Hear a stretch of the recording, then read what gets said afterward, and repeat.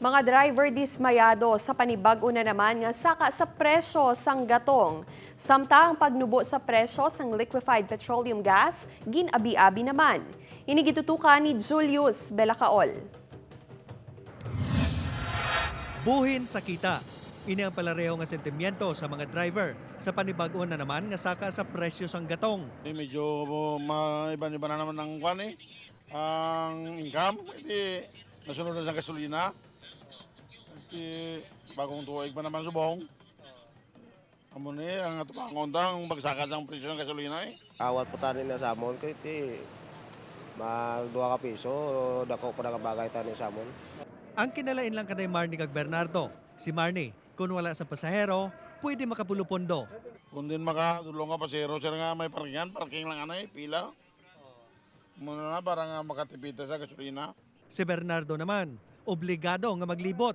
Dulog ko wala kung may pasahero nakita ka masakay sa imo tayo mo na. Magsaga ka man hulat ko wala ka man hulat.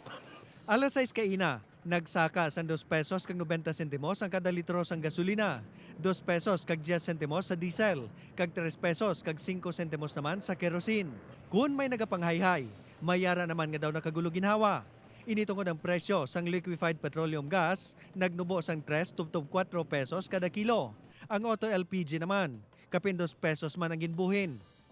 Ang manugbatsoy nga si Ronald, kada semana nagabakal sang LPG. Ang buhin sa presyo sini, dako na kuno nga bulig.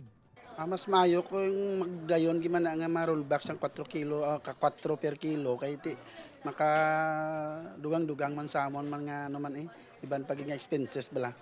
Bangod sa pagsaka sang presyo sang LPG sa nakaligad, napilitan man ini nga magpasaka sang presyo sang kada serve sang batchoy. Sa karon, hindi pa ini makahambal kung magapanubo siya, bangod hindi lang mapaktan ang presyo, magasaka naman. Isa pagid sa konsiderasyon sini ang tuman kamahal nga Bombay nga isa sa mga nagapanguna nga pampagana sa iya templada. Tag 600 ang kilo gina super. Ti bugat gid ka tama imbes nga 1 kilo, 3/4 na lang ana isa tunga lang. Upod kay Hans Desierto, Julius Belacaol, 1, Western Visayas.